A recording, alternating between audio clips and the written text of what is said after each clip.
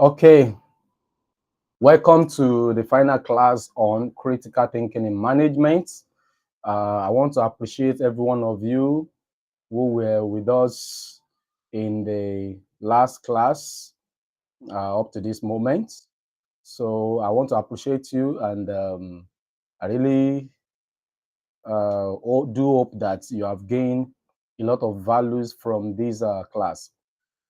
So let me say this again, that this course was actually developed by our organization to assist people who are in the managerial role or who are in the management position across every organizations. So if you are a manager, business manager, if you are a business owner, if you are an entrepreneur, if you are a supervisor, a project manager, a leader, and somebody in the position of making decision for the organization, this course is actually the right course for you. So this course was actually developed for those people to help you elevate your productivity, to make you a better manager, and to make you that such a resourceful person in solving organizational problems. So in the last class up to now, I've been able to introduce the course, the importance of critical thinking. We also look at the areas that critical thinking can come handy for managers, talking about decision making, problem solving, conflict resolution, innovation, creativity, and lots more. So they were actually discussed. So this class and even the previous one was actually recorded. And if you had missed that class, I wouldn't want you to just feel bad. You can also still get access to it. So in fact, you have a lifetime access to that course. So for that reason, I may not have to be repeating words, but those are the things that we actually look at, that we discussed so far. And in today's class, as introduced or as mentioned or highlighted in the last class, I did mention that we'll be looking at root cause analysis, that's RCA, and then we'll be discussing few of RCA tools and looking at how these can actually help in solving organizational problems. So when we talk about root cause analysis, we are basically referring to a process for identifying the root causes of problems and a systematic approach to responding to them. So I mentioned something like this during my introduction of critical thinking in management, that problems in organizations, when we are faced with problems in organization, there are many people, or let me say managers, who will begin to tackle problems that they do not even know, or problems that they do not really understand. So it is very vital and important to understand the root cause of a problem. If not, you find yourself fighting the symptoms of the problem. And I did use an illustration about our health. Some people, when they are down with malaria, or when they are about to be down with malaria, there are signs, there are symptoms that they will begin to feel, like headache, like you know, temperature, high body temperature, and all that. And once that begins to occur, the medical practitioners advise that you need to go to an hospital or you go to lab to run a test, so that you know what is actually happening. You do not just get yourself involved in self-medication, started treating a headache, whereas what is actually happening to you is malaria. So you can find yourself just fighting the symptoms rather than the real problem. So when we talk about roots, root is very important in trees, and the roots for trees are actually the foundation. A tree that is well rooted, of course, will live healthy and will grow well because it will be able to tap enough nutrients from the ground. Exactly the way it is with problems. So when a problem already has a root, if you are not cutting the roots, just like for trees, if you cut trees, okay, from their branches, you cut the branches of a tree, or you cut a tree from the middle. Many of us know what happens to that tree when the rainy season actually comes. Okay, so that you have cut a tree, no, the branches of a tree, or you have cut it from the stem, does not mean that you have killed that tree. For a while, you will rest. Okay, if the tree branches has been blocking the road, okay, fine, because you have cut the branches, you will rest, you will relax, no problem. Okay, if you cut the stem, oh, the tree is actually blocking your view, frontage of your house, and you do not need the trees again, so you just cut the stem. For a while you will rest, but guess what? Once the rainy season comes, what happens to that tree again? The trees actually grow, and some trees will now grow even bigger than it was before. And that's what happens when we tackle problems, cutting down the branches of a problem, cutting a problem down, solving it from the stem, and not actually what? Tackling the roots of the problem. And that is why it's very important that a good manager should be able to make use of critical thinking uh, in the area of root cause analysis for you to be able to diagnose a problem. That's what root cause is all about. Diagnosing a problem. Oh, this is the problem. You need to know what is actually the foundational cause of that problem. What is causing that problem? So that you can permanently provide solution to such a problem. Okay. For example, if a child is actually stealing, if you see a child that is stealing, and then you can easily assume and say that, oh, maybe the parents are not taking care of him very well. Oh, that's true. A child could steal if the parents are not playing their parental role very well. They are not taking care of the child. So that child can actually engage in stealing. Okay, let's increase the allowance of this child. Let's try to step up. If it's just 1,000 naira a day, let's be giving this child 2,000 naira. But the funny thing is, you still find out that despite the fact that you have increased the daily allowance of such a child, that child must still be stealing. In fact, there are some children that may steal even things that they do not need. That means that, yes, lack of sufficiency might actually push a child to stealing. But it might not be the root cause. It might be that the principle of healthy living, the principle of morality is actually, lacking in that particular child. The child might not know that stealing is actually wrong. So a child needs to be taught the principle of being content with what you have, a principle of not taking what does not belong to you. I remember back then in my primary school, there was no single day I would come home that my mom would not check my bag.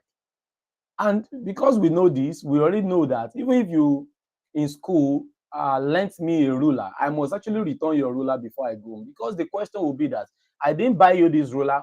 Why is it actually inside your bag? So what could actually cause somebody, to steal is lack of being content with what you have and lack of morality, not knowing that stealing is bad. And that's actually the root cause. And my mom was able to tackle that in us, to the extent that even when you do not have enough, which could push you to stealing, but because the root cause that can actually get you into stealing has been dealt with right from your childhood. So I see no reason why I will be, even if I'm dying, that I will now say what is not mine is what I want to go and take. If I need it, I will actually ask for it, if you could give me. But if you say no, so be it. So likewise, organizational problems, when you look at them from the surface, it will, just like the illustration I made now, when you look at it at the surface, oh, staff are actually stealing. Maybe that's the problem you are facing in your organization. They are stealing, or your staffs are stealing your money or anything whatsoever. oh, maybe their salary is not enough. But guess what? Is it everybody whose salary is enough that is not stealing? There are some organizations where you have somebody even earning millions. That does not stop them from stealing. They would still steal that money that you put in their care. They will still find a way of changing 3 zeros to 6 zeros, despite the fact that the organization is paying well. In fact, most of the people who steal the more are people that are working, when you look at it, in multi or international organization. Because if there is a loose end, if the auditing is not that done well, there are some people that no matter what you give them, they will still steal from you. That is because the root cause of stealing has never been dealt with in their life. They may lack the morality, they may lack the principle of life, they may lack the integrity, they may lack the loyalty and all those work ethics that should be found in an average employee. And so they will continue to steal. So you as the HR, a wrong concept will be for you to say, let's increase salary so that they will not steal again. You are a lie, you lie.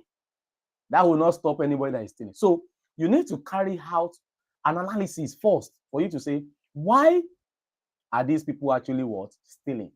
What is making them to steal? And if eventually you now discover that there is poor welfareism, then you can deal with the staff welfare. That may actually will solve the problem. But it will be wrong for you to assume that what? Oh, any time people are stealing an organization is actually because of the what? Poor staff welfare. That would be a fallacy. So that is why it is necessary to do root cause analysis so that you can actually understand the root causes of the problems and for you to give a systematic approach to the response or to solving them. Okay. Let's move on.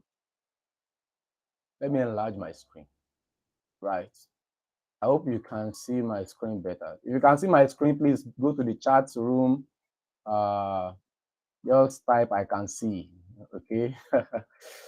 Go there, go and type I can see. If you can see my screen properly, and if you can hear me loudly. Maybe I need to increase the volume of my voice. I don't know. So root cause analysis is very important. It helps us to define problem, to measure. That's for us to actually gather some data, for us to analyze, and then provide solution to the problem. So let's briefly look at how how a manager can actually apply root cause analysis. So we want to briefly look at 6 steps that you can use as somebody in managerial role or managerial position to deal with problems, getting the root cause of a problem in an organization. So there are 6 steps I will be sharing with you that can help you to carry out or to perform the root cause analysis in your organization. So let's start with the step 1. The first step to take is for you to define the problem. Well, I have actually mentioned this like a couple of times, even today and also in the last class, and it can never be too much because it's very important. If you have not been in the position that you feel like a fool, dangling into a particular problem you do not know, you will not understand why I'm actually hammering on this. It is very important that a problem should be defined. There are some times that you will know that something is wrong with you, but you don't know what exactly is wrong with you. That's actually an illustration of knowing, becoming aware that there is a problem, but you don't know what the problem is. Okay? You can have a particular employee who keeps giving you issues. You have done everything to please such an employee. Salary is paid on time. Benefits are paid on time. You are nice to them. You are polite in the usage of your words. The organization is sending them for training, blah, blah, blah, and all this. Yet the employee is actually giving you issue. You know there is a problem with this person, but you don't know exactly what the problem is. And that's why it's very important for you to define the problem. For you to be able to state it that, oh, the problem is that this person, always come late to work. Let the problem be defined. Don't make it complex. And don't forget that in an organization, there might be more than a problem. So it doesn't mean that it must be a problem, but you take the problem one by one so that you analyze those problems to know the root cause of each of the problems. So if the problem you are facing as a manager is that staff in your organization keep coming late, you have done everything, you have actually attacked them that, oh, your money will be deduction from your money, they seem not to care.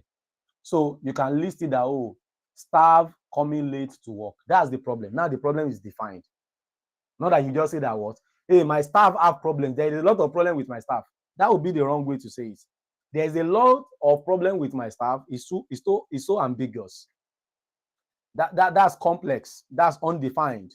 So you need to actually define the problem, right? To say, oh, my staff have issues attending to our clients properly. Then you know that the problem you are facing in your organization is customer care problem or customer care relation problem. So that's the problem. So you have defined it now. Oh, money always gets missing at the end of the month. That's also a problem. You don't know who is responsible. You know what is responsible. But the problem is that what? Money keeps, vanishing every month from the account of the company. So you state that the problem is now defined. We are losing money and we want to know where we are losing money to, or who is that person stealing from the company purse. So after that, you go to the second step in the process of you doing root cause analysis. Collect data about the problem. Now, it is very vital that you try as much as possible to gather relevant data. You need to actually look at it, take the track of the incident that you are talking about. This problem you are talking about that you have defined in the step one, is it just that you have just observed it now? Like, is this the first time that it's ever occurred? Or it is something that has been occurring over a period of time? So you need to actually gather your data, okay? If you say that, oh, our organization is losing clients, is it now that we just observe that what we are losing clients? Or since the beginning of this year, how has it been? Check your January. Okay, is there any client that will see that, oh, that stop patronizing us and say, oh, they want to stop dealing with us? Did that also happen in February? Did it happen in March? Did it happen in April? So you begin to actually get the track of the incidents, okay, or the problematic events. If people are complaining about a particular staff, is it one person, one client that has ever complained about that person, or same person, somebody complained about him in January, this same person, somebody reported him in February, in March, in April? Yes, you may begin to look into it, but first you have to look at the trend of the events. Okay, and that's why documentation is very, very important. If money is missing in an organization, we need to actually check how much got missing in January. Is it that in February the account was okay, March account was okay, April account was okay, and then the event reoccurred again in May? This will actually help you, to actually understand when you really have a big problem at hand to solve. Okay, when you really have a big problem at hand to solve, when you really want to know the impact of the problem, okay, this problem you are talking about, because trust me, the stakeholders will not really give you listening ear for trivial problems. We are going to talk about that in the course of today's class. There are some trivial problems that people may not actually pay attention, the stakeholders may not pay attention to. So when you're analyzing this problem, they really want to know how heavy, how big is the impact of this problem. If you're able to prove that, In January, this same thing, made us to lose 20 customers. In February, as if that was not enough, we lost 50 customers. In March, 55. So you can, the stakeholders were even they will summon everybody for emergency meeting immediately, because that's a very big and sensitive problems.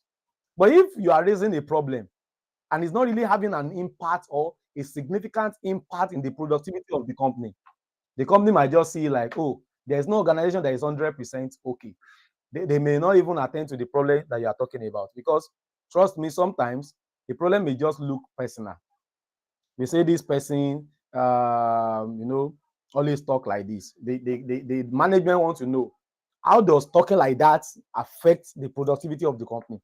If it's not affecting the productivity of the company, if it's not affecting anything about the reputation of the company, why do we have all the time to now say it is that problem we want to go and tackle? So they may not really give care. So gathering facts and data will help you to know how big the impact of the problem that you have identified, that you have defined, how big it is. Okay, so that's why you must gather data. You must check the trend of things that has actually occurred due to this problem. The step 3 is that then you determine potential causal factors. Okay, in this situation, you need to actually get to the root, to knowing why. What do you think is actually making those things, that problem to occur in your organization? Okay, that is, this time around, you are not narrowing down. You just want to know possible factors that may actually, for example, if you say staff are stealing, what are the possible factors that may contribute to staff stealing in an organization? Number 1, staff welfare. Number 2, lack of orientation. If you do not do orientation, if the staff do not know the organizational culture, what's our culture in this organization, they don't know what is at stake. They don't have staff handbook that made them to know how punishable it is to steal from organization. Okay, so you need to actually check all these things. Oh, maybe they lack orientation, that it is wrong to steal from organization. That may be the cause of the problem.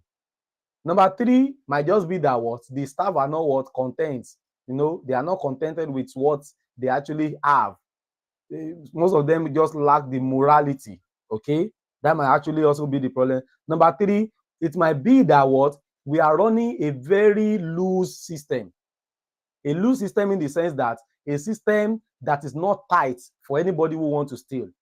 Okay, if you run a loose system that somebody can just easily steal from the organization without you knowing, people will definitely steal. Of course, many people like free things. So when they see that, oh, these things, they are just free, of course, if I take it, they will not even know. They will definitely steal it, whether you like it or not.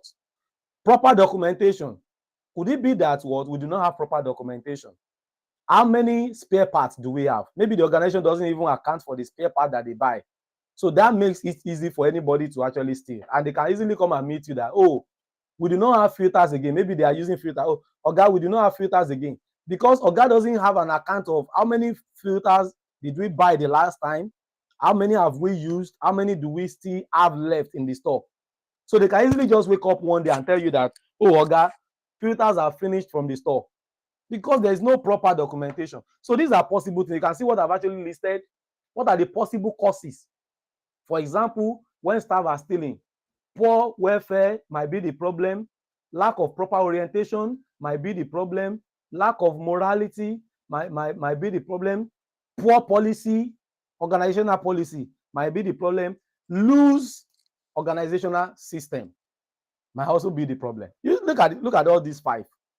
But that doesn't mean that, when you check different organizations where staff are stealing, for this organization, by the time you carry out the in-depth root cause analysis, it might be 2 of these 5 causes you have listed. It might be 1 of them, but definitely it might not be all of them. It might not even be the one that you by your opinion or by your own kind of guess, it might not really be the cause, but you must list out roughly the causal factors things that you think that can actually be the root cause for that particular problem that you have what identified. So then, after you have done that, number 4, you now determine the root cause of the problem. Now is now time for us to now say which out of all these causes or all these causal factors we have listed, which actually of them is actually responsible for the problem we are facing. Could it be really because, so you begin, that this is where you make use of the RCA tools that we call root cause analysis tools. Because out of these problems now, you will see all of them staring at you. But to know which and which one is actually causing this problem, then you may have to now, of course, not even may, you will need to use RCA tools. One of those tools is 5 whys analysis. One of those tools is fishbone analysis. We have Pareto charts. Okay, we have about 6 of them.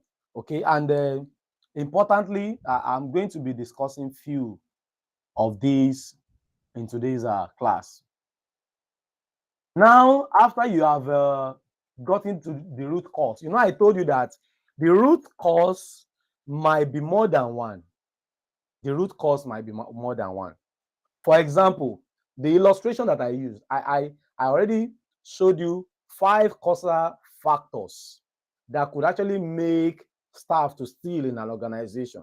So let's use that still.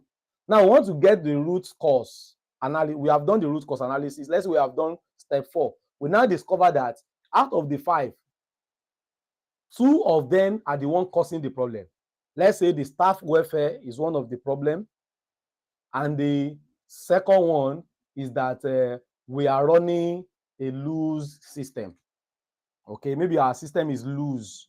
Is a system that encourages stealing. It's a system that is very easy to steal from. Okay, so these are the 2 causes. Now, out of these 2 causal factors that we have narrowed down to, that we have gotten as the root cause of the problem, then we need to prioritize these causes. Which of them contribute a higher percentage to this problem than the other? Okay, which of them do you think actually would have been, is actually causing most of this problem? Well, by this analysis, we can actually look at this, that if the staff welfare is one of the problems or causal factor, and the second one is that we are running a loose system, trust me, the first problem to first tackle in that case will be for you to tighten up the system, for you to cleanse the system. Because even when you tackle the staff welfare, if your system is still loose, like I told you, people will still steal, whether you like it or not. If you like, increase the staff who are stealing in his blood, increase his salary from 100,000 naira to 1 million naira.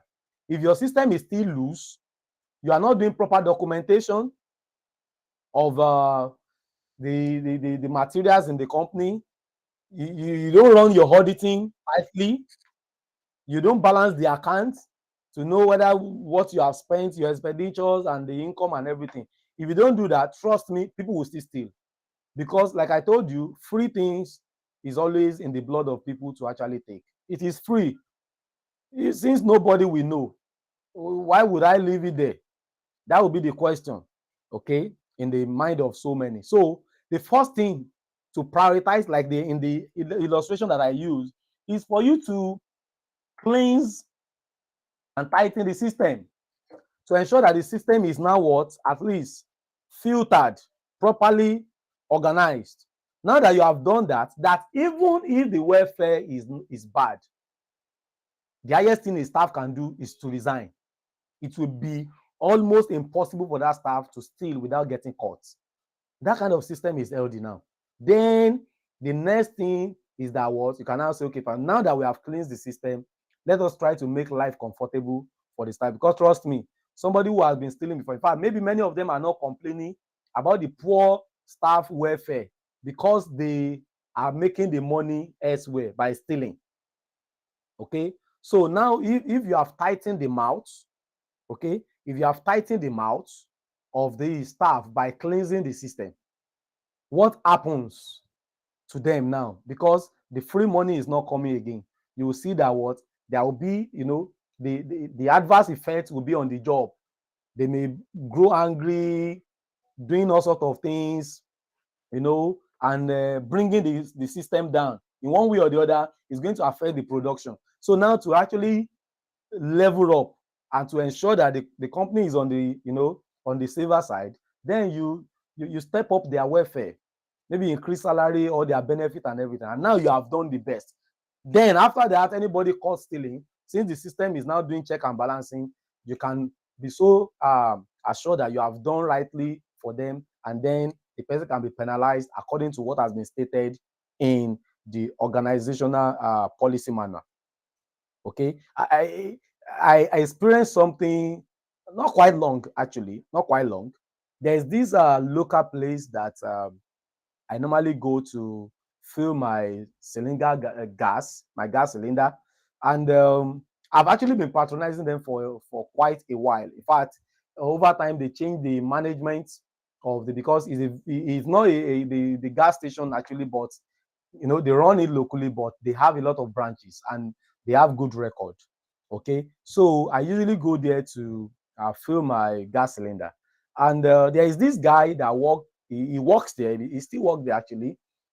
He's been there for quite a while. In fact, even when they change the management, they still retain him as a staff.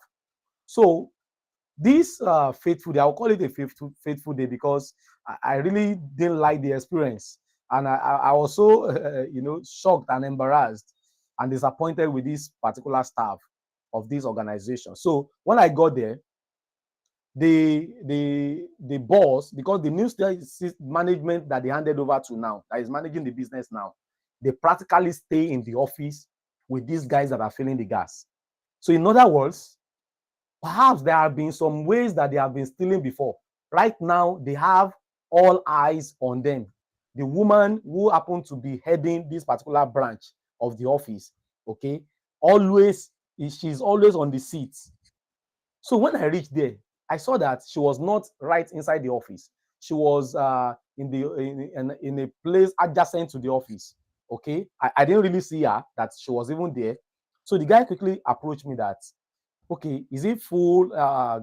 So I want to feel. Let me just give you an example. Like, perhaps I wanted to go for 12 kg, and the guy told me that, sir, so please, my boss, I will fill your 12 kg for you. He was telling me that I will fill your 12 kg for you, but I want to do it in a way that you pay for 10 kg. I quite didn't understand. So why should I pay for 10 kg when I'm actually buying 12?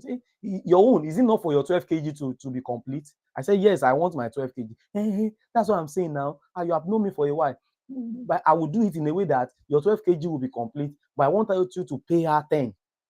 I want to do it in a way that she will just know that it is just 10, and then I will collect the money for the other 2 kgs from you. So I began to ask him, why would you want to do that?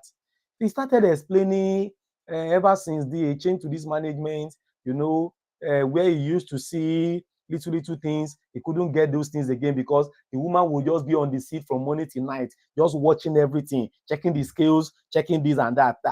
Will it not make his money? I said, if the work is not okay for you, why couldn't you just resign? But obviously, I must tell you that we have so many people like that in the organization. No matter how smart you think that you are, if the staff welfare is not okay, trust me, they still find a way to actually be stealing. Just imagine that I'm also a thief like him. I will not even be concerned. My own would just be to do a deal with him. Okay, fine. You will feed 12 kg for me.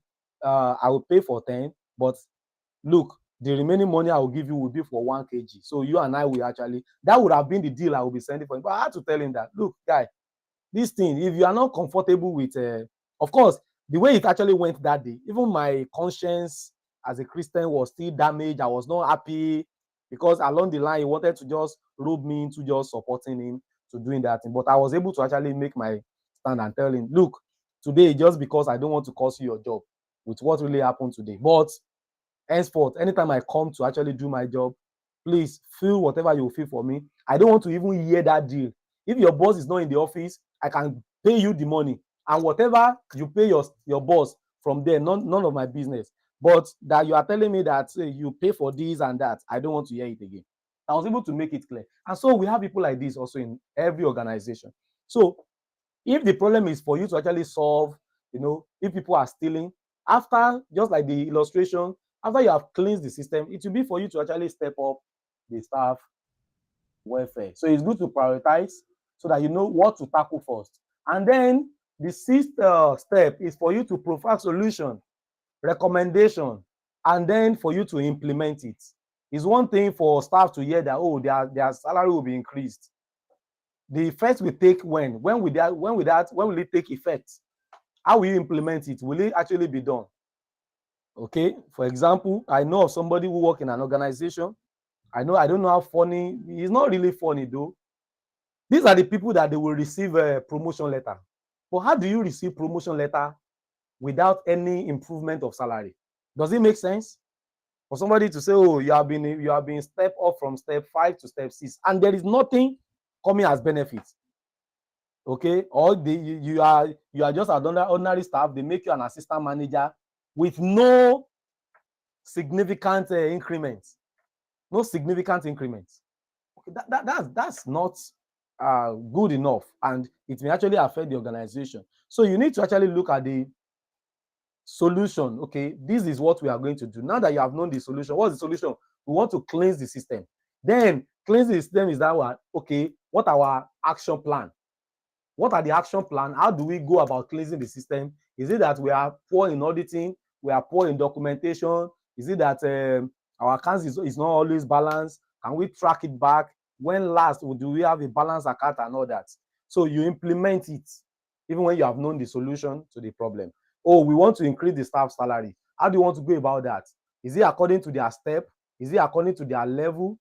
Okay, what percentage increment do you want to actually go? How visible is this with the money and the profit that the organization is making, so that you'll not be biting more than what you can chew? All this analysis needs to be done so that you can rightfully implement the solution. So that's very important. So don't forget that when I was explaining the step 4, I said determine the root cause of the problem, and I said that you are going to be needing RCA tools for that. So that's what we are going into now. Let's discuss few of these RCA tools. I really want to give enough time today so that we can ask questions.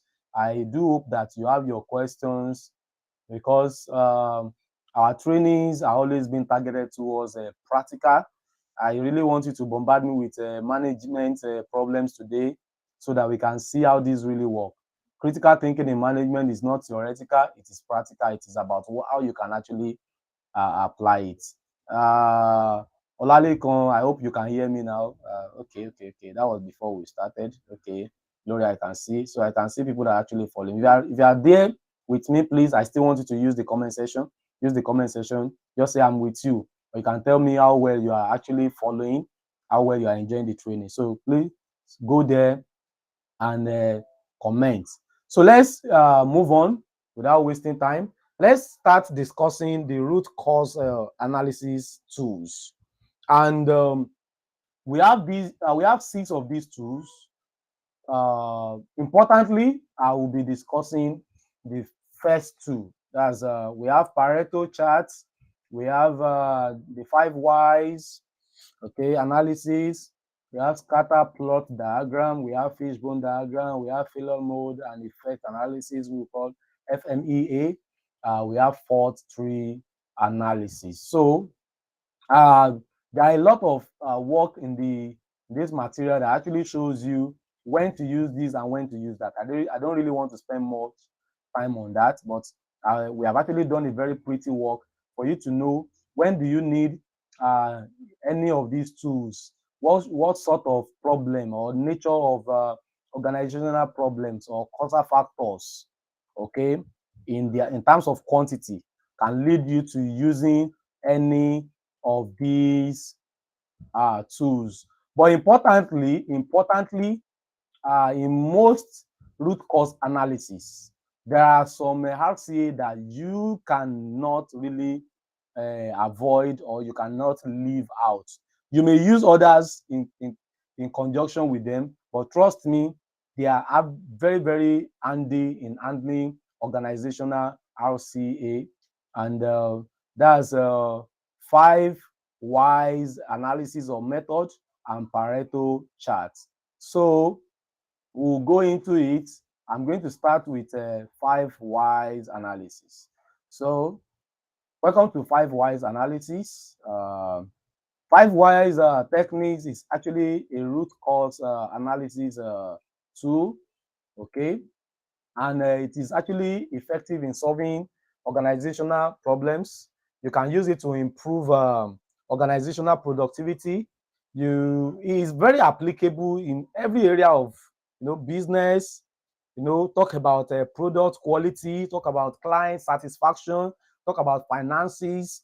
5 whys method or analysis is very handy indeed. So why do we call it 5 why analysis? That's the first thing. Why is it called 5 whys analysis, and what can we do with it?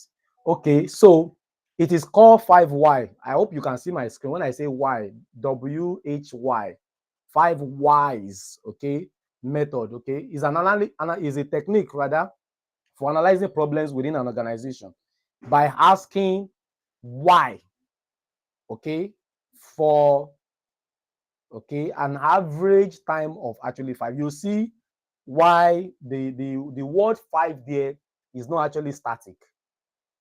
We are now saying that asking why must be 5 times, or must not be more than 5 times, or must be less than 5 times. The 5 that we are putting there is just an average figure. Like what this method is actually trying to prove is that averagely, by the time you get to asking why do we have this problem like 5 times, you should be either by the time you ask the 5th why, you should rather know the root cause of the problem, or get to knowing the root cause of the problem. That's what we are saying. For example, I must be sincere with you. There have been organizational problems where the number of why that they asked before they could get to the root cause of the problem was up to 10. There are some up to 12. There are some up to 15. But the method is called 5 whys analysis, because averagely we are looking at that. By the time you get to asking about what 5 why, trust me, you should be getting close to knowing the root cause of that particular problem in your organization. Okay, so it helps us to know the root of the problem, to have an in-depth knowledge of what is actually happening, what is actually causing that problem in the organization. Okay, so how can companies actually apply this 5 whys method? We can use it in troubleshooting in the sense that especially people that work in manufacturing industry. I've worked in a couple of them. I wouldn't be mentioning companies, but I've worked in a cement plant. I've worked in a telecommunication industry. I've worked in an insurance company. Virtually, I've cut my journey of experience through, even in education. Okay, for example, as a teacher, if you are a teacher and you have a student or a pupil who is actually problematic in the class, that is not really, catching up with the rest of the students, it should be of concern to you as a good teacher. And then you can use 5 whys to troubleshoot why that child is having that problem. In most cases, in a porous system, everything will just be like, oh, this child is not serious. No, it might not be because a child is not serious, that child is not really catching up in the class. It might be that the teacher is not really getting it with that child, or is not really touching the root problem of that particular child. There are some students that, even after you have delivered in front of the class, yes, you may not have enough time, but calling them to your desk, asking them, oh, do you understand what I've taught you? Now, that's out of the faces of the rest of the students. They will be able to ask you a question then. And that's when they will ask you a question and you'll be able to explain.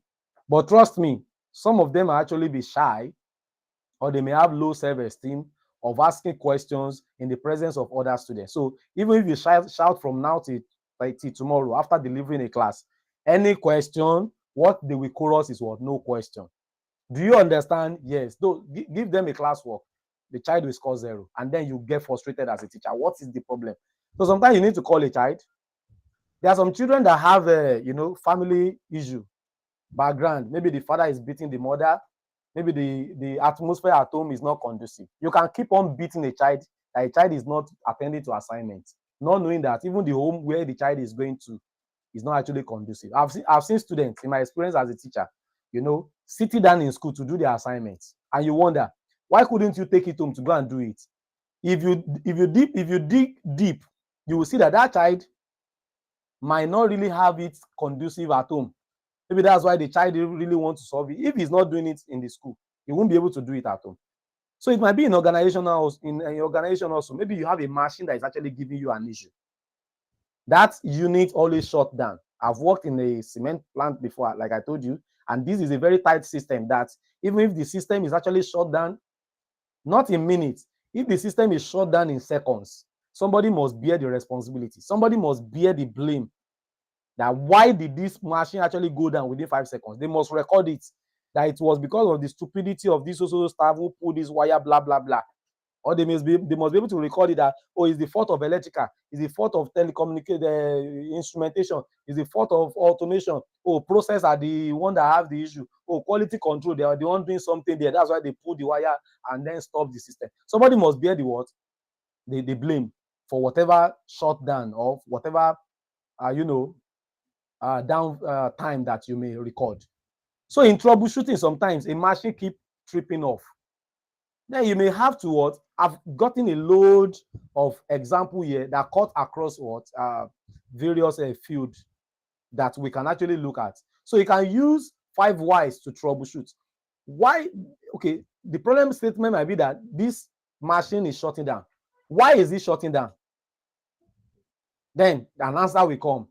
Okay, maybe because the machine is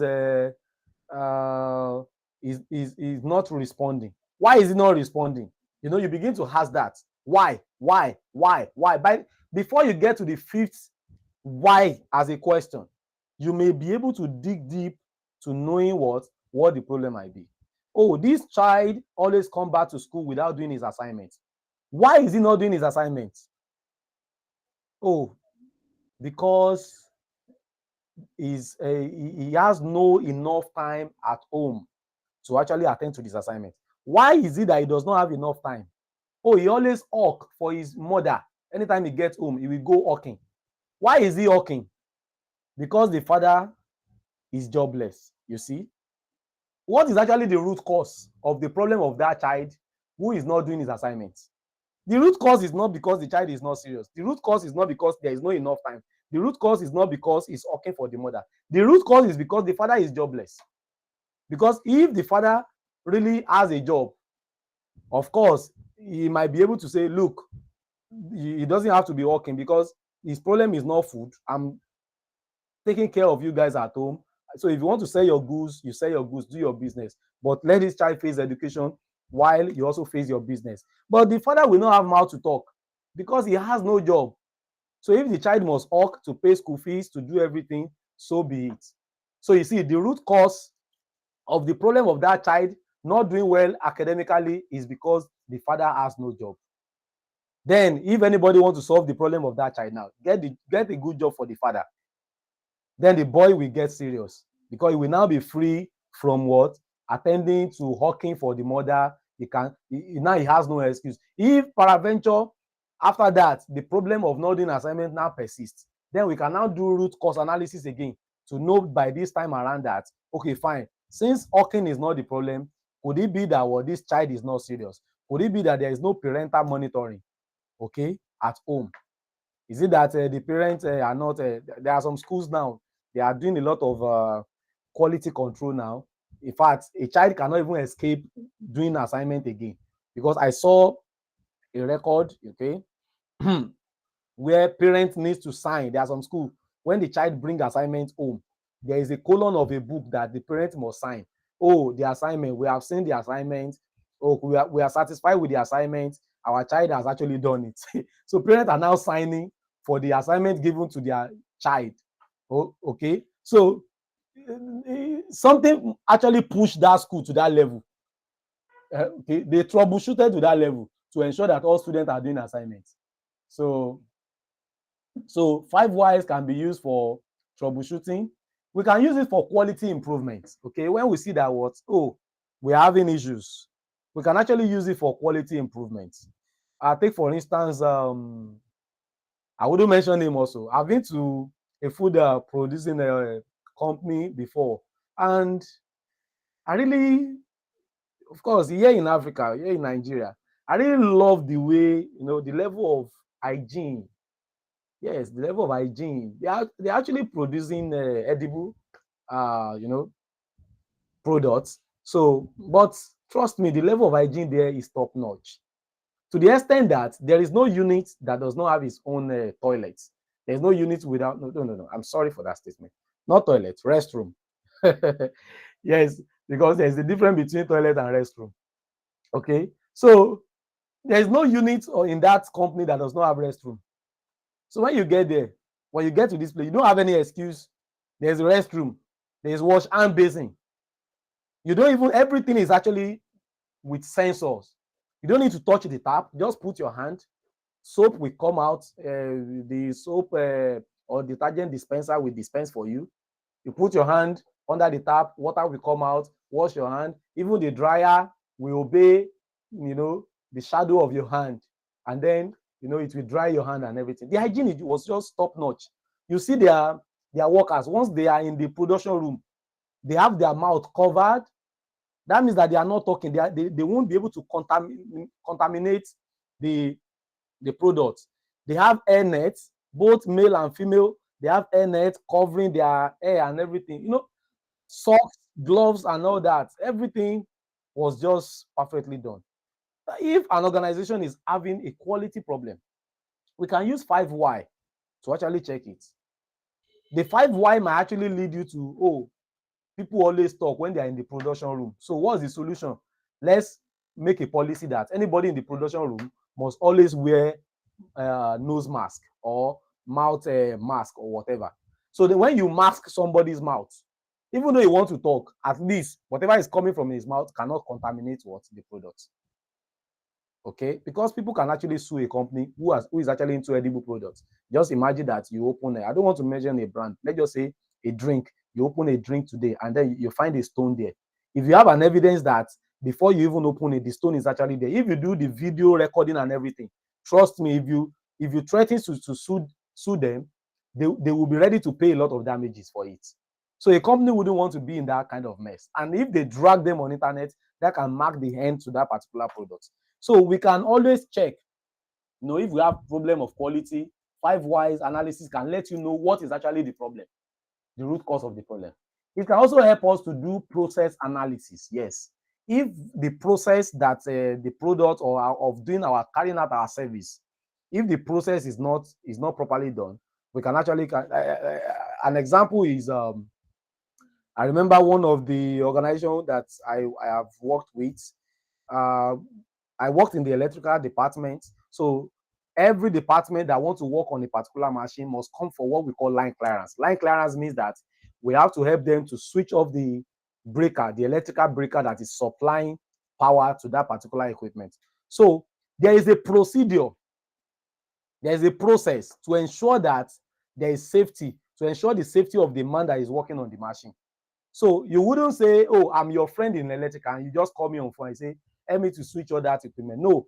Anybody that wants to take line clearance, the process is that you must actually come to the electrical department. You fill a form. So we have 2 copies of that form. A copy will be given to you. There will be duplicate of it with the electrical department. One of the other copies will be taken to the breaker of the machine, and you must follow the electrical man there to see that he has actually racked out the breaker. After he racked out the breaker, he will put what? The padlock. We call it what? Lock out. And then you put the paper, that is tag out. And when you are done, you bring that back that paper for us to know that you are done with the job. You follow again with electrical to ensure that what? Yes, they have actually brought what? The machine on.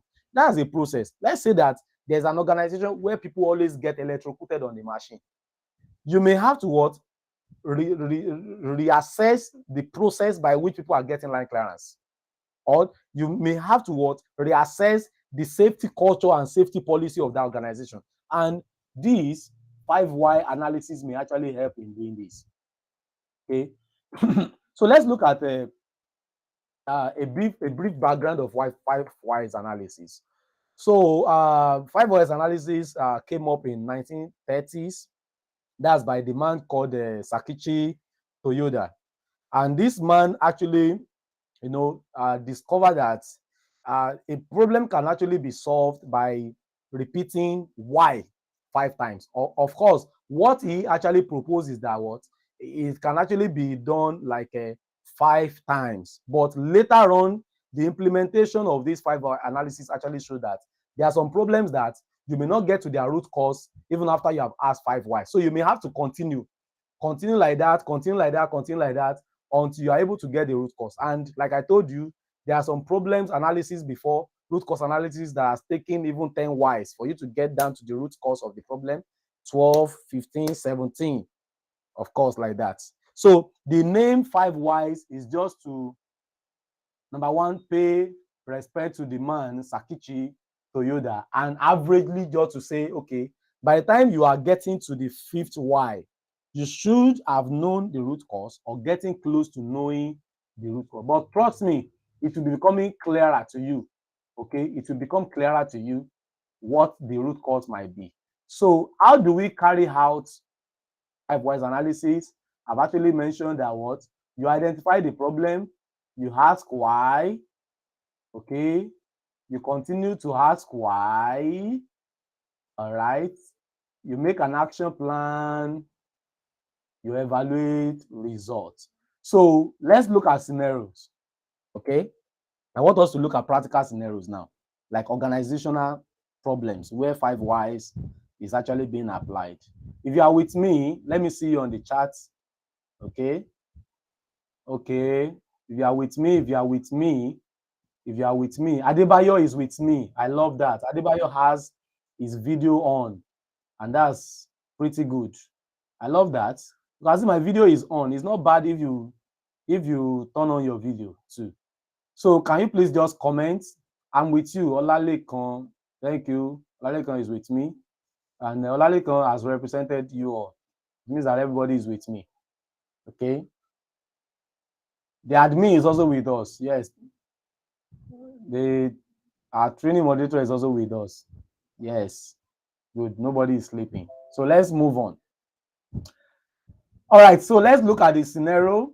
Let's paint some scenario. Trust me, before 7, I will give room. I want to give enough time for you to ask questions today. I want us to interact and solve practical problems. But these are practical problems. So let's look at the scenario. The first scenario here. The first scenario 1. So I read, Mode is an online fashion retailer. Okay, you can read with me. I hope you can see my screen. Over the past 3 months, the company noticed a 40% decrease in its website traffic. Okay, the company's CEO calls a meeting with the web developer, marketing manager, and a customer support representative to discuss the problem. So what's the problem of this organization? The problem is that what they noticed that there was a 40% decrease in their website traffic. Website traffic is about numbers of people that are visiting the website. Okay, maybe this company, like what they said, they are online fashion retailer, so they sell online. So people that are visiting their site, based on what they have as a record before, they see that there was a 40% decrease, okay, in this, not for 1 month, not for 2 months, for a good 3 months. If the first month, the CEO would have looked at it, oh, maybe it just happened. But what? Second month, the same thing. Third month, oh no, that is a problem. So immediately, is summon a meeting between the web developer, because web developer must actually be the one that developed this website. The marketing manager is the one that is creating the awareness for the product of the company, and the customer support representative, for you to know that these are key people that can answer questions, okay, for what is happening. So customer care support, who is actually relating with customer also, will also have questions to answer. So don't forget, the first thing you do is for you to identify problems. So this man has identified problems. Don't forget the 6 processes that I discussed. He has identified problems, and the next thing is for you to form a team. You need to form a team. So this man has formed the right team. It will be wrong perhaps for this man to go and call account officer. Just imagine. This problem has nothing to really do with what account officer. Okay, if the problem is in the organization is that what money keep on missing, the account officer might be among this team that what the CEO has summoned. But because it has to do with customers, losing customer, so it needs the marketing manager, it needs the web developer, because their marketplace is actually on this particular website and they are the one writing the code, and it needs what the customer support representative. So let's look at what they did. Now, the statement of the problem: reduced website traffic. What does this tell us about the process I've discussed before? Identify the problem. Problem identification. So identify the problem. I've discussed other steps. Now, the 4th steps is what we want to discuss now. So you must have identified the problem. You must have gotten the causative factors. Okay, what are the causative factors? You must have gathered data. What data has this man gathered? He has gathered data that this thing has occurred for 3 months, for 3 good months. He must have also known the negative impact of this on the organization. What is the negative impact of this? This has made the organization to have lost profit. They have lost money. They have lost income, because lesser people are visiting their website. That means that what lesser people will be patronizing them. So they have lost, okay, money. That's the data analysis. And another thing is that what the causative factors is that what he has done the causative factor. Why will I say he has done the causative what factors? Is that he knew the people to summon. He must have really done the causative factor to say maybe the programming done by the web developer is actually the problem. Maybe the marketing, reaching out to people, is actually the problem. Maybe the way we are treating our customer, that's why people are running away. So he has done the causative factor if you look at it. So the 4th step for him to do is for him to now do root cause analysis. And now they start with this root cause analysis. So they use 5 why analysis to get to the root of the problem. Okay. Are we on recording? Are we? I think so. All right. So they use 5 why analysis. Okay. And the first why they ask is that, why do we have reduced website traffic? That's number 1. Why do we have reduced? Why is this happening? So the first answer is that because fewer people are being exposed to the site. That is what? Only few people are actually seeing our website. That's the first answer. An average person would have said, oh, a few people are seeing our website and everything. So the next why, which is number 2, is that why are fewer people, okay, why are fewer people seeing the company's digital ads? Why is it that it's only few people that are seeing the ads that we are doing online? Why is it that only few people are really seeing our website? Why is it that only few people are exposed to our website? And the next answer is that because the ad campaign is no longer running on the largest search engine. Okay, we have different search engine where companies can run ads. Maybe Facebook, maybe Instagram, maybe LinkedIn, okay, and others, okay, maybe Twitter, even TikTok, okay. So they may have different. So maybe this company already know which of these search engine has a large market for them. So they discovered that what the ad campaign has stopped on the largest search engine that they could have used to actually run their ads. Oh, our ad has stopped. Then number 4, why did the ad stop? This is the next question that they ask themselves. Why did the ad stop on those search engine? Why did it stop? The company's account with the search engine is past due. Because the company's account with the search engine, the account they open with that search engine is past due. It has been due for a long time. That is what? The account is not active again. The account is not active again. Why is the account not active again? That's the next why they ask. That's what they now answer. Because the credit card on file with the search engine expired 2 months ago. Okay.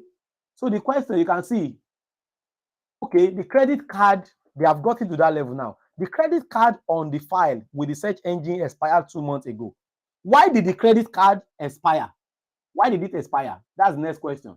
And the answer is, when the company received new cards, the account was not updated. When their card actually expired, they ordered for the new card. Now, after collecting the new card, nobody went back on their account with the search engine to go and update it, because the way if you have purchased something online before, you enter your card so that they can be deducting the money from that card automatically. But these people, after they renew their card, they forgot to go and put the information there. So the search engine is seeing the old card that has already been closed down. And because money is not you can't actually get money there, their account has been shut down. And then their ad is not actually running. And then the next one now is okay, why didn't we actually update the account? There was no master list of services linked to the credit card, because this company, they have poor documentation of the account linked to their card. And you see, look at the problem we started with. The problem is that they are losing traffic. But look at the root cause. The root cause is because they do not have proper documentation of the money or the accounts that are linked to their credit card, where automatically deduction should be going on. So what did they do? The team then creates an action plan to make a list of all services that are set up for automatic payments with the company's credit cards. They now documented it. Okay, maybe staff salary, automatic deduction, they should be removing staff salary. Okay, our marketing ads, okay, money should always go automatically. Nothing like manual payment, so that the ads that we have out there will be running non-stop. Okay, so they did that, and then what did they do? They set up for automatic payments with the company's credit cards to ensure all accounts are updated appropriately in the future. The team then creates an action plan to make a list of all services that are set up for automatic payment with the company's credit cards to ensure all accounts are updated. Okay, I said that already. So and they were able to solve the problem. You see how 5 why analysis. If you look at it, how many times did we ask why here? You can see, like I told you, it's not about asking why 5 times. It was used about 7 times here before they could get to the root cause of the problem. What's the root cause? They lack proper documentation. Let's look at scenario 2. Okay, this is about the manufacturing plant. A manufacturing plant produces 10% below its expected volume. These people, they could not meet up with their targets for production. Okay, they went down by 10% in their production. Okay, maybe they want to be producing 100 pieces of this thing in a day. They just produce 90. Why? Okay, so they saw that they had 10% below their expected volume on a single day. The plant manager meets with 3 factory workers to assess the situation with the following 5 whys line of questioning. So the plant manager is this. For so many of us who might not have worked in the manufacturing industry, you may not know why it's very, very important for a company or a manufacturing plant to hit their targets every day. Like I told you, I've worked in a cement plant before. We always have the number of tons of cement we want to produce on a particular day. And trust me, everybody will smile home. That's where I work. I don't know some organization that may not be doing that. They have a way of encouraging staff. Any day we meet up with our target of production. Trust me. As far back as 2010, 2012, there was a day, and I was even a junior staff then.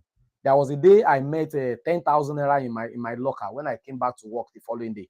About 10,000 naira. Even with my salary level there, I met about 10,000 naira, and I was questioning my boss that why is there 10,000 naira in my locker? I said, oh, sorry, I didn't inform you. That's your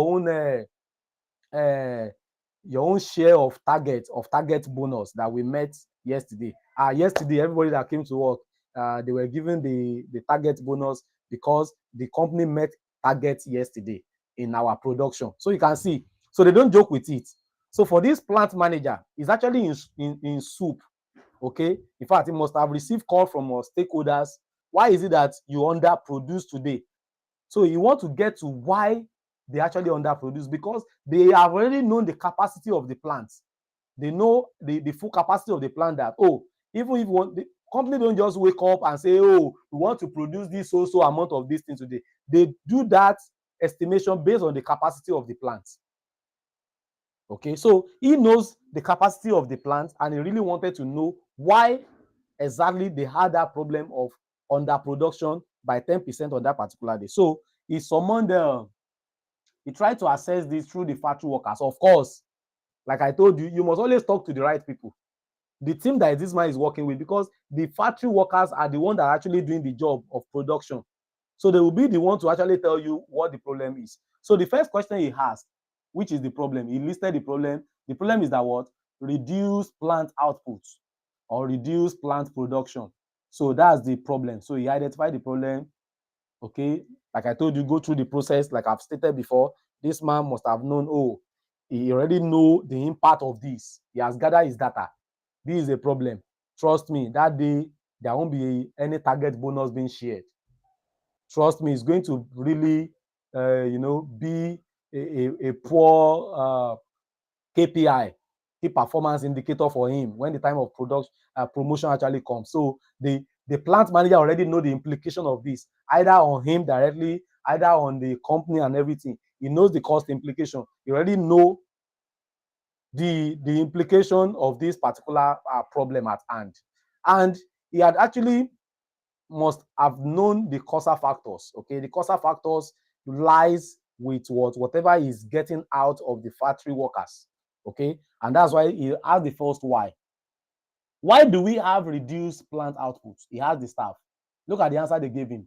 One machine was not functioning properly. Oh, okay. Okay, no wonder we produce less today. So one machine was not working. He didn't stop there. Then he asked them, why was the machine not functioning properly? So the next answer is that what? Oh, sir, a belt was out of place. So the belt of the machine actually caught. That was the next response they gave him. Okay, that's okay. Okay, the belt caught. That's why the machine is not working, right? Okay, the next question. Why did the belt caught? Why did that belt get out of place on that particular machine? So he asked them that question, and the next answer they gave him is that what? Sir, because the machine did not receive its scheduled routine maintenance this month. You may not know the implication of that. Like I told you, I worked in I'm working in manufacturing company. I've worked in maintenance, and I've worked in the running of the plant also. So we always have two teams. That's the maintenance team and those that actually run the plant, the day-to-day activities of the plant, the production of the plant. There are sometimes people in the maintenance, there are some machines they would have stated that every 10 days, you must check their oil level. Maybe change the oil. Perhaps it may not be that you should change the oil.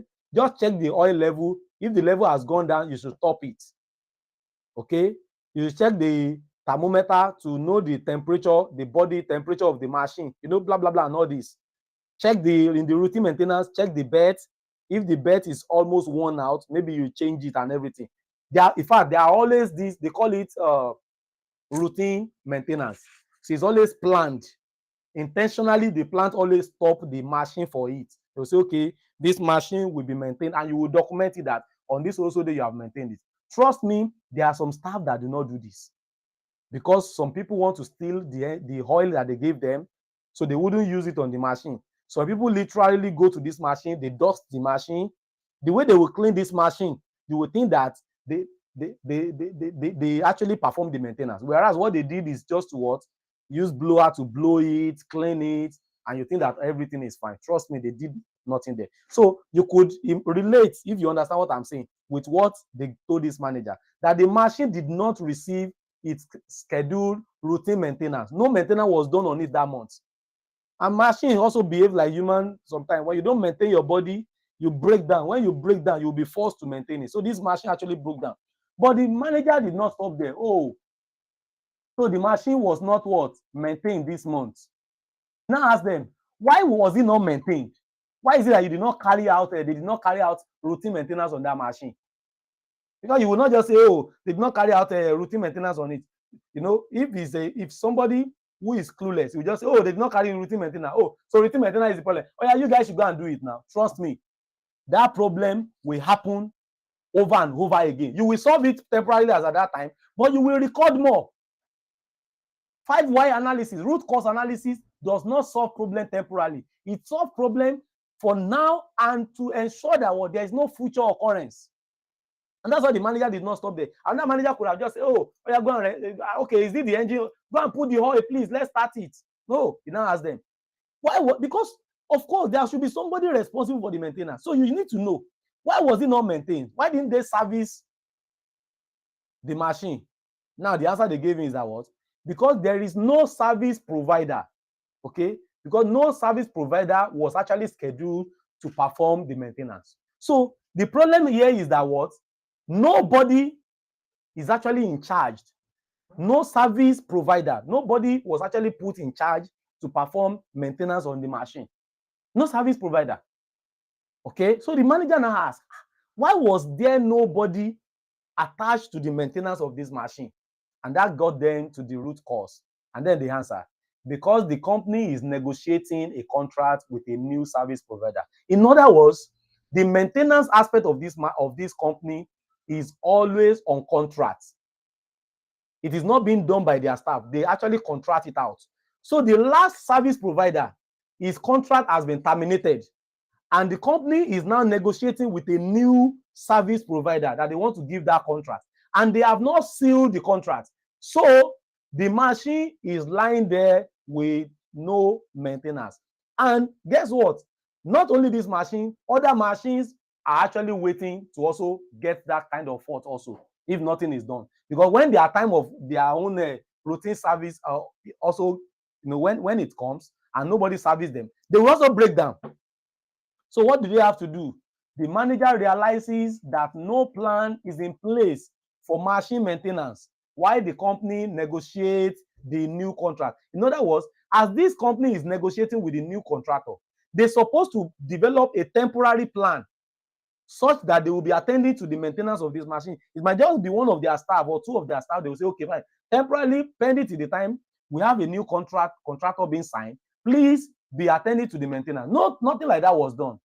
So they already know what the problem is. So they can now develop a plan to make sure routine maintenance and repairs still occur during the negotiation period. So what did they do? They just quickly set up a temporary maintenance team to be attending to the maintenance of this machine, pending to the time they now have a new contractor signed by the company. And then they solve the problem.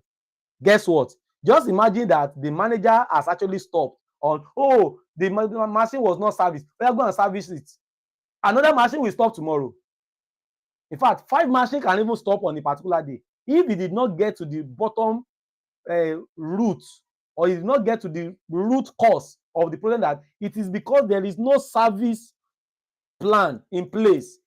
There's no maintenance plan in place. That is why we're having these issues. So he solved the problem once and for all. And even with the documentation of this, in the future, if they have to sign a new contractor, they wouldn't make the mistake they made the last time. They will know that before we say as we are negotiating, let us set up a temporary maintenance team to be attending to this thing. So this is how you can actually use 5 whys analysis. Look at scenario 3. Scenario 3 is actually on robots. Okay, what's the problem of this company? A robot actually stopped working. Okay, you know, we are in the world of AI, and there are some companies that make use of artificial intelligence, that's robots to actually do some work in the company. I've seen a company before where instead of using human beings to pack their goods, they already have robots that actually move the goods from one place to another. So a robot just will stop working, and that will affect the job, because the capacity of the job to be done now by maybe 10 robots is now the work of 9 of them. So a question was asked, why did the robot stop? Okay, why did this robot stop working?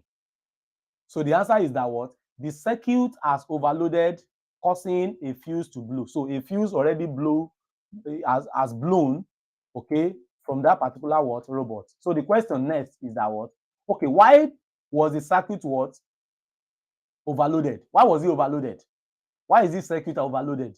Okay, there was insufficient lubrication on the bearings, so they locked up. So many who are in the electrical field will understand this. When we are talking about bearings, okay, that's where you have rollers, okay, the bearings. The bearings are used in the part of a machine that has to move. So when you have robot has joints. They have, parts of them that move. For example, they want to turn their head, perhaps they have to twist their fingers and all that. So if you have these bearings in place, that's the place where you have friction. That's the place where you can generate heat. That place is always being lubricated so that the friction can be reduced. And when you reduce friction, you will reduce the generation of heat. But in this case, it got locked up because there was no enough lubrication and there was an overload. Overload means that there was a surge in the current of the circuit, and fuse is always being put there so that when there is a surge in current, it can actually cut off. So that is why this fuse actually cut off. And why is the problem? Because there was no insufficient lubrication. So the next question is that why was there insufficient lubrication on the bearings? Why was there insufficient lubrication? Then the answer is that the oil pump on the robot is not circulating sufficient oil. So there was a pump that's supposed to be circulating well, not that there was no oil there. There was no oil in the reserve, okay, on the robot. But the oil pump that's supposed to be just like your own body, pumping of blood and circulation of blood. But for the robot, they are not using blood. Because they have moving parts, those moving parts has to be lubricated wherever you have bearings. So there must be a pump that is actually circulating, just as the blood is circulating in your body, is also circulating this lubricant, which is oil in their body. So the oil pump is not circulating enough oil. So another question was now asked, why is the pump not circulating sufficient oil? Then the answer is that the pump intake is clogged with metal shavings. In other words, there is blockage. Okay, if this is the nozzle where the circulation is supposed to be, it's just like you have to cleanse your nerves as a human being also. If your nerves is not cleansed, the circulation of blood in your body, you may actually have problem with it. So exactly what this robot is also experiencing. So the pumping is actually going on, but enough oil is not being pumped, because where the oil will be pumped through, there's a kludge there, which is metal shavings has already happened there. So the question was asked, why is the intake clogged with metal shavings? Why was it clogged? Because there is no filter on the pump. Now, this pump supposed to actually have filters. In other words, that instead of all this dirt that can actually block the passage, they're supposed to be filtered out. Okay, and perhaps anytime they want to maintain this particular robot, they can cleanse the filter or replace the filter. So what do you think is actually the problem? Is no filter on the pump actually the root cause? Of course. That's the root cause. So what this company needs to do is just to replace what? The filter, to ensure that what? Those debts do not pass through.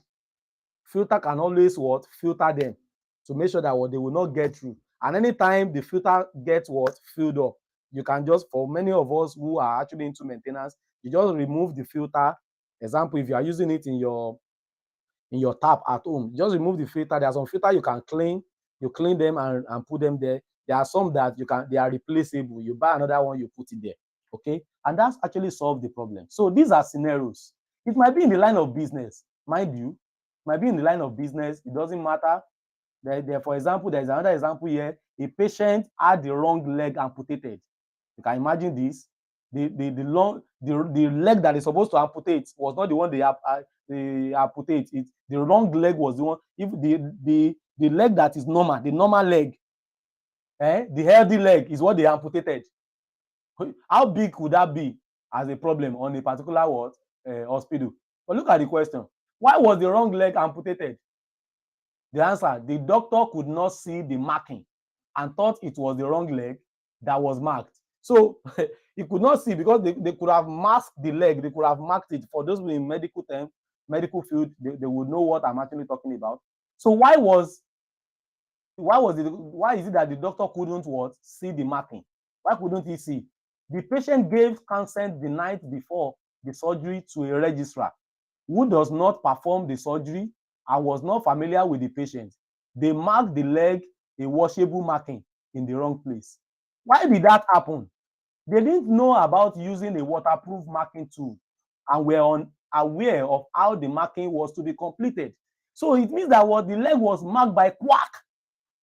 People would not have any idea of what they were doing.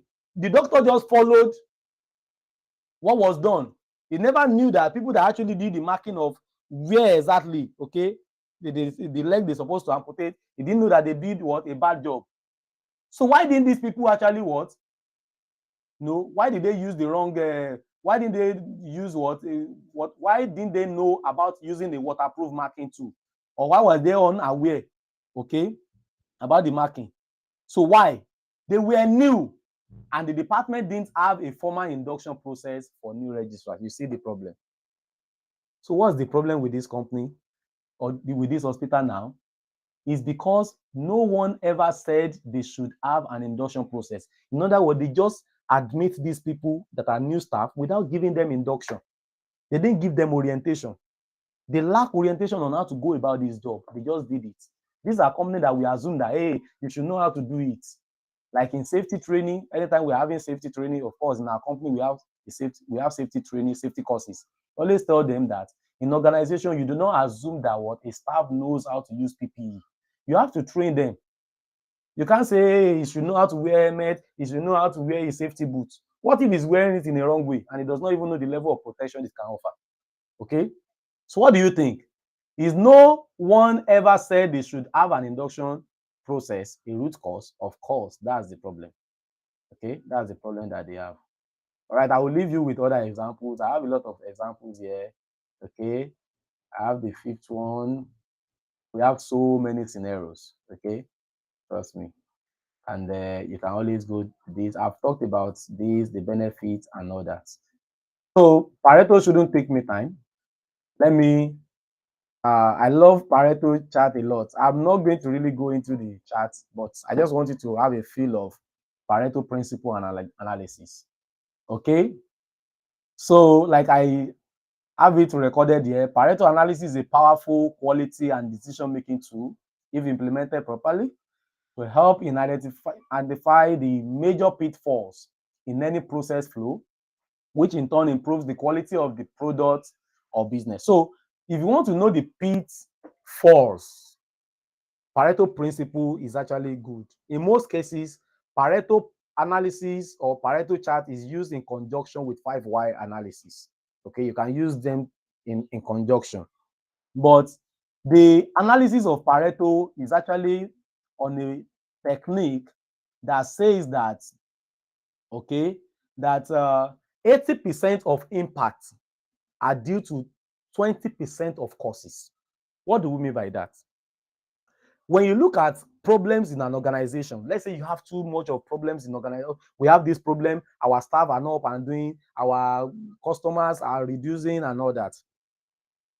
When you look at it, 80% of those problems that you have in the organization, okay, when you list what will be the causative factors, okay, these are the things that are causing. Let's say you list 10 things that are causing problem in your organization. These are the factors that are leading to problem. In fact, you see, out of these 10 causative factors you have listed, only 20% of these factors are causing 80% of your problem in the organization. That's what Pareto analysis is based on. That you may have, 10 things that you think they are not normal, but out of these 10 things, is only 2 of them that is causing the major problem. It's only 2 of them that is causing 80% of the problem that you are facing in that organization. And why Pareto analysis is good is that it will help you to solve the problems that matters. Okay? Rather than for you to be messing around, you'll be able to know what is actually, a lot of things may be wrong with your family, but you will know few of those things that are causing majority of the problem. Okay, for example, as a man in the family, you are not making enough money. Maybe that's the problem. You are not making enough money. One problem is that you are not always available. That's another problem. You don't have enough time for your family. That's another problem. So list all these factors and all that. Now, maybe the problem is that your children are not obedient, or let's say you don't really like their attitude. Perhaps they are not obedient, your wife is not submissive and all that.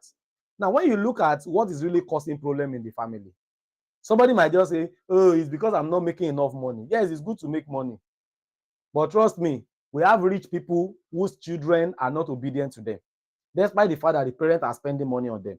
So money might not actually be why you are not maintaining your authority as a man in the family. The problem might be because you are not available. You are not always available. You are not always there. The children are not seeing you. The person they continue to see is their mother. Open day, as a father, you are not there. They call for parent-teachers meeting. You are not always there. What you do is just to send money. So that you spend money on a child does not mean that the child will be obedient. Some parents will say, hey, I spend money on you. I pay for your school fees. Why would you listen to me? The child is seeing you as a stranger. You are like a stranger. You are just a sponsor. You are not being seen like as a part of the family. You don't spend time with them. Before you leave in the morning, they are still sleeping. By the time you come back in the night, they are already sleeping. So Pareto analysis allow you to focus on the problems that matter. There will be so many things that may be causing problem, but trust me, only 20% of these things, if you can solve them, 80% of the problem will be solved. That's what Pareto is saying. Now, mind you, we should not really focus on 80-20, because we are just using the 80-20, just like in the 5-why analysis. We are just using it as a, as a yardstick, not really a rigid score. Sometimes it might be 70-30. Sometimes it might be, in fact, sometimes it does not mean that when you add it up, it must be 100%. No. You can say 40% of the factors I've listed are the one causing 60% of the problems. You might be something like that. You might have 30% of all these factors I've listed. They are the one causing 90% of the problem. So it does not mean that it will add up to 100%. No. It does not necessarily add up to 100%. We're just saying that small factors, most times, they cause the bigger portion of the problem. Okay. So the credit of this Pareto analysis is being given to the man called Vilfredo Pareto. He was an Italian economist, and he brought up this Pareto principle or analysis in 1800s. Now, guess what this man actually did and how he brought out this analysis? In the first place, it was not really something that was targeted to be applicable to different fields, because What this man actually came up with is that 80% of the land in Italy, that is 80% of the land in Italy, was owned by 20% of the people. You can imagine that. If you look at the population of the Italy as at that time, only 20% of the population owned the 80% of the land mass. That was how this man actually came up with 80-20% rule. That 80% of the land mass in Italy is being owned or was being owned as at that time by 20% of the population of the people living in Italy. And that's how it came about this. And later, a man, equality enthusiast, or we call him equality evangelist. His name is Joseph Juran, was now the one that now looked into this principle of this man Pareto and look at it that, look, this thing is not only applicable to economics, it is applicable even to quality management and many other fields. And then you will see few of them. Okay, Pareto principle is actually it's a law that we can call the law of vital few and trivial many. Let me explain. Now, when we talk about vital few, of course, you know, when we say few means not much, vital means important. Okay, so when we talk about vital few, we're talking about what? You paying attention to what? Those causes that are actually what? Vital, that are important. Few of the causes, few of the things that are causing problem that you have listed are causing problem. There is only few of them that are important, that are really causing the majority of the problem. So that is what we mean by what? Vital few. It means that what? Many of these problems is being caused by relatively a small number of causes. Only few things are causing problem. Okay? It's just a very small thing. It's just like let me give you an instance. You put on a shoe, okay, and you are feeling discomfort all over your body due to the fact that you are feeling the sensation that your legs being in that shoe make you feel uncomfortable, and the whole body is reacting to it. The 80% of the problem that you are facing at that time might just be that what? There is a little sand, little sand that escape into your shoe. Maybe it's the one pinching you inside the shoe. Sometimes like that, I've been forced sometimes to remove my shoe, and then I check and I see that, oh, maybe one small little stone just come out of it. I'll say, oh, so this is what is actually what causing problem. So you can have just little thing causing majority of the problem. Okay, poor communication at home can be the one causing majority of the problem between couples. It might not even be money. It might be because you people just lack what? Proper way of communicating.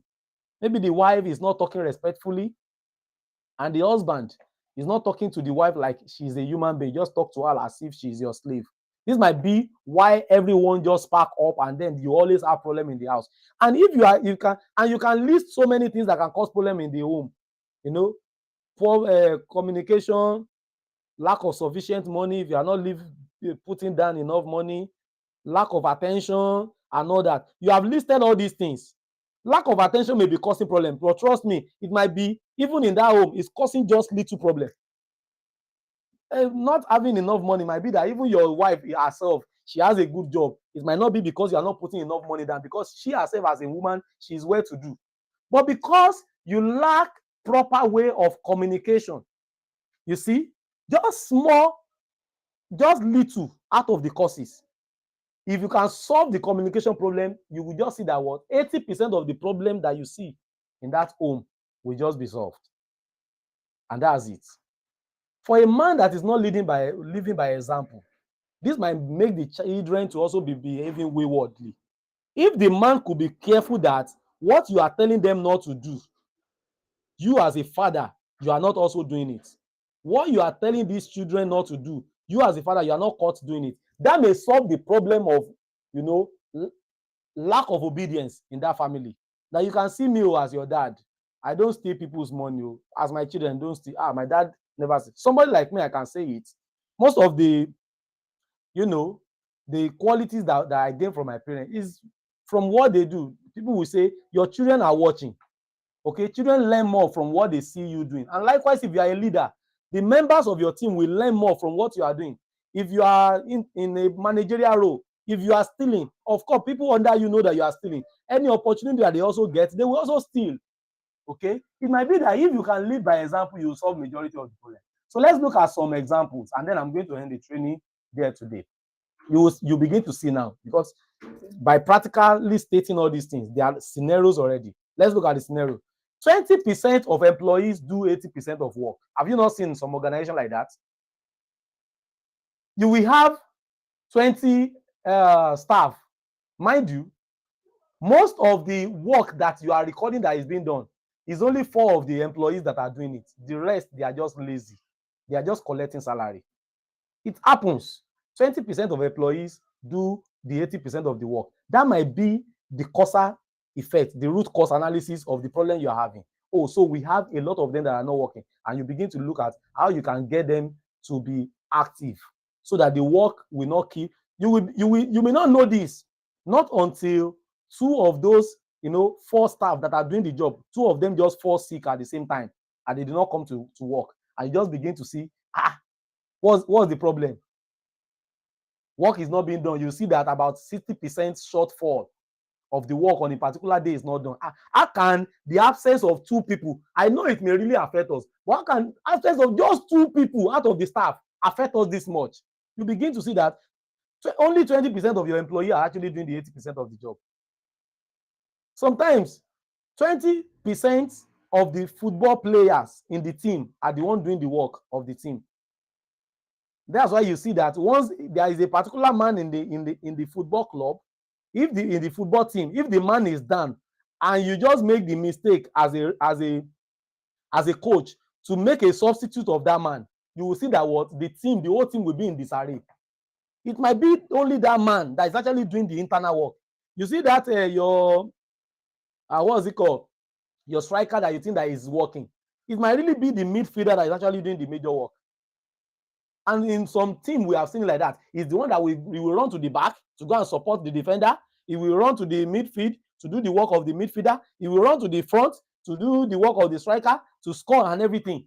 And you just have others on the pitch as if they do not exist. Once you remove that man, after you see some coach, they will refuse to actually substitute that man.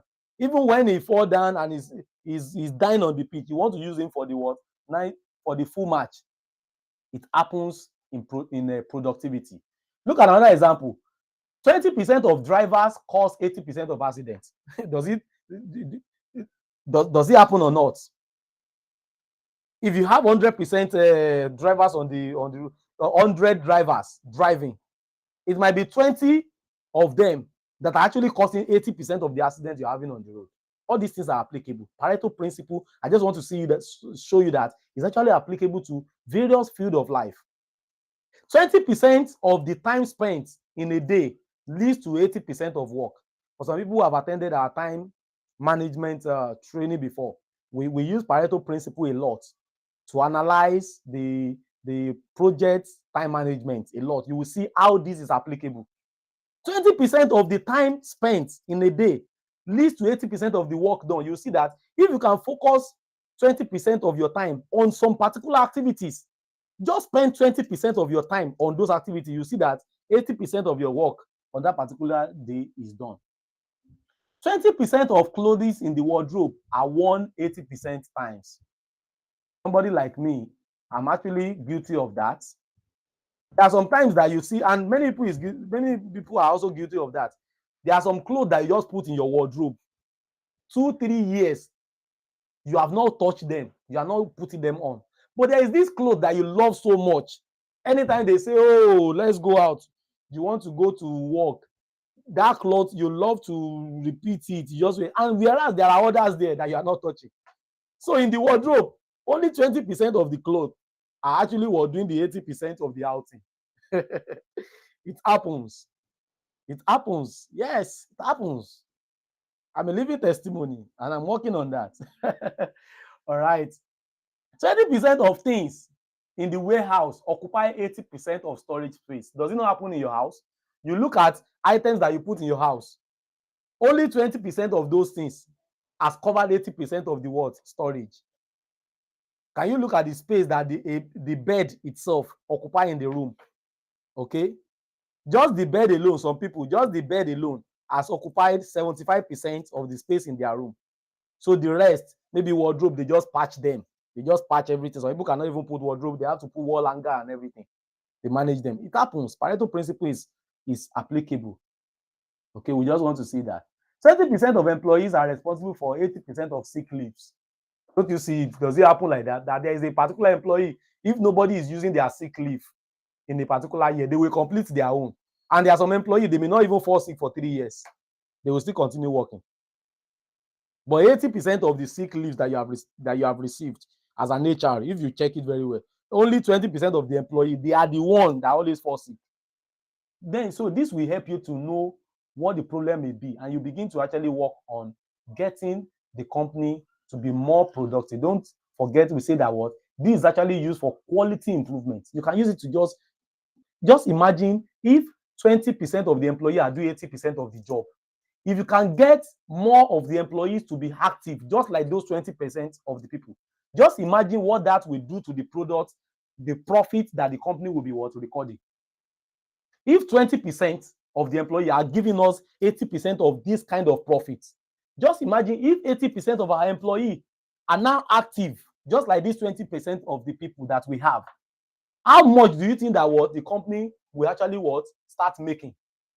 So that is why it helps in business improvements.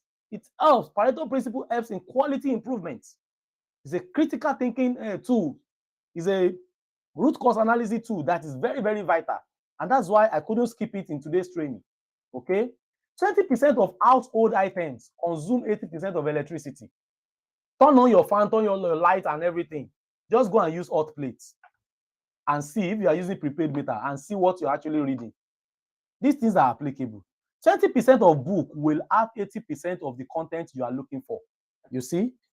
That you are looking for you are doing a particular research. You don't have to read all the books. It might be 20% of all the books you put in your front. They may actually be enough. I'm a researcher, and I can testify to this. Sometimes it's not just about sometimes you get all the materials. You want to actually come up with something, say, oh, these are all the materials. It might just be 3 out of the 20 materials might just be enough to give you the 80% of the content that you are looking for. And we have so many, 20% of all the people in the world receive 80% of all the income. No, is it not happening among our politicians? You have 20% of the people in population controlling 80% of the revenue in that economy. It happens. 20% of tools in the toolbox are used for 80% of the task. There are some tools in your toolbox as an engineer that for 3 years you have not even touched them. You just put them that in case I may need it. But there is this particular tool. Every day you must use screwdriver. Every day you must use tester. It's doing 80% of the job. 80% of crimes are committed by 20% of criminals.